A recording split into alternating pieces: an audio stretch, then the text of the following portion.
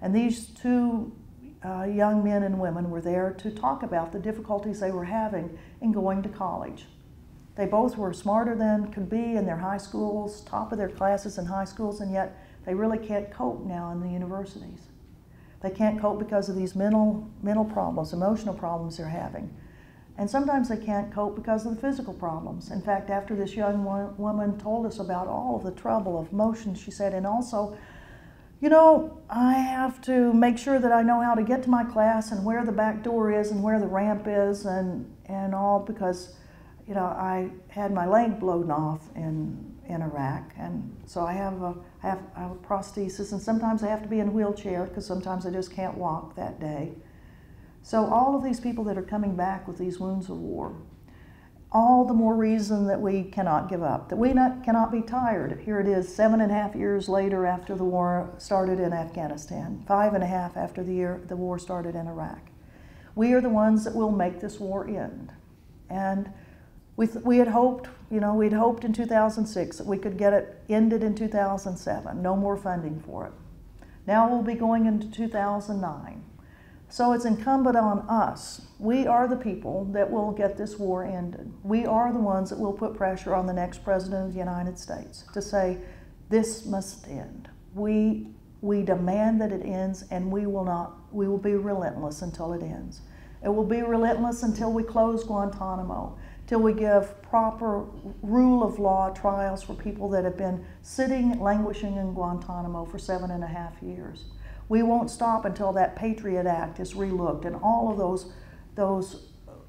those horrible parts of it that undercut our liberties and don't do a darn thing to protect our country, till those are rolled back, until that eavesdropping law is repealed, until we formally state again and again we don't torture, and we make sure that our governmental agencies know that, and we hold accountable people that have done that because they knew it was wrong when they did it, and that we hold accountable the people that have broken knowingly criminal laws of our country. Whew. And that's in that first gulp that we say that to that next President of the United States. But it's up to us, because if we don't do it, who's going to do it? It's right here in Charlotte, North Carolina. We need all of you all there with us in Washington in January. And of course, everybody needs to vote in October and be there watching that. Make sure your polling booth is run right. And then if it turns out that we've got problems in other states, use those frequent flyer points and come on. Come on, because we got to have people on the streets finally. So with that, why don't I close, and thank you so very much for your kindness and your invitation. Thank you. Anne's happy to take some questions. Remember that she has to be in Raleigh early tomorrow morning. We're driving back tonight, so we've got, what time? Yeah, I spoke plenty long. Oops, sorry. Yes, ma'am. I wonder are you familiar with the Conscientious Objectors program in Lafayette? While you were there, were you at all aware of what was going on? Or? The Conscientious Objectors program in Lafayette? Yes, with the Quakers. Well, I do know about conscientious objector programs that men and women in our military use. I'm not specifically clear on what Lafayette is, though. You were at Fort Bragg, and I just wondered when you were there in your recent visit if you had any interactions with them at all. Well, we were at the Quaker House. They were the sponsors, co-sponsors. There were about 4 organizations that sponsored the vigil that we did. And yes, the Quaker House does offer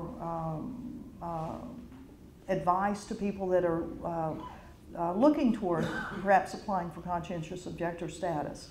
And there are quite a few organizations in the country that do help men and women who want to apply for that. It's an arduous road. It's a very difficult status to get, because essentially what you have to prove is that you renounce all wars. Not just the war in Iraq, not just a war in Afghanistan, but even though you've joined the military, you've now decided you reject all wars. And to show that progress in your thinking to where you've come to that position is difficult, and the Army and the military makes it extremely difficult by losing your application packages, they've got 1,000 ways to make it difficult.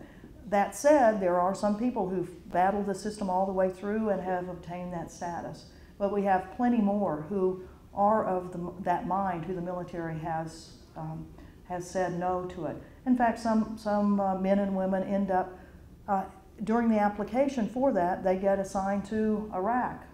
And some of them go AWOL, and then are picked up and thrown in jail. One, Agustin Aguayo, a young man, a medic, served a tour in Iraq without his weapon. He said, "I will not carry a weapon." He didn't. He was a medic too. They were going to send him back again, and he had his application package going for a conscientious objector status, and he said, "No, I will not go back." They said, "Yes, you are," and the MPs arrived with shackles at his apartment, and his wife and 2 daughters kept the military police at bay while their husband and dad jumped out the back window of their apartment in Germany, and he had enough money in his pocket that he got the train to Frankfurt, Germany, where a Mexican consulate was. He was a naturalized American citizen. He was originally born in Mexico, got American citizenship, was in the Army. He got to the Mexican consulate and told him what had happened, and the Mexican said, "Once a Mexican, always a Mexican." And they gave him a passport, so he was able to fly to Mexico. And then, like many people are able to get across our borders, and so he just came right across the border somehow. I didn't ask him how, and stayed with his family in Los Angeles. By that time, the family had come from Germany and was in Los Angeles. They were there for about 2 months, and he became very public that I went AWOL. I am here to say this war is wrong. I have applied for this status. And at a certain point, he turned himself in to the military. They took him, and you can see this on YouTube. You can see him turning himself in to the military authorities at Fort Irwin, California. He was taken, put on the next plane back to Germany, put into the brig, and then was court-martialed and sentenced to 9 months in jail. And by the time the court-martial came around, he had already been 4 months in jail.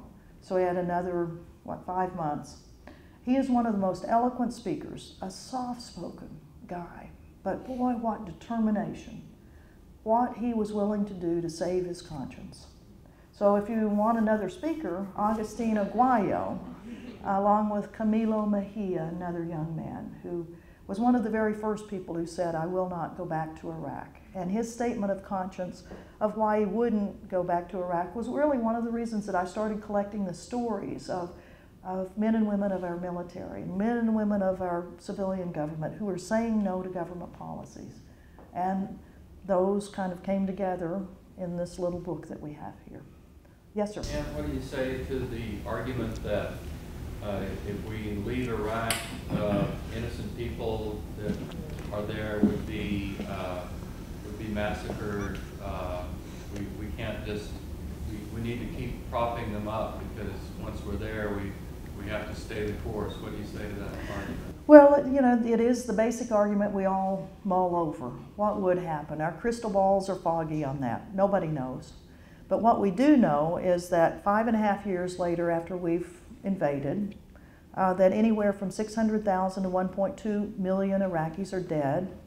We do know that 4 million Iraqis are displaced. 1/6 of the population of Iraq is either internally displaced. They've been thrown out of their villages because the United States has helped sponsor ethnic cleansing.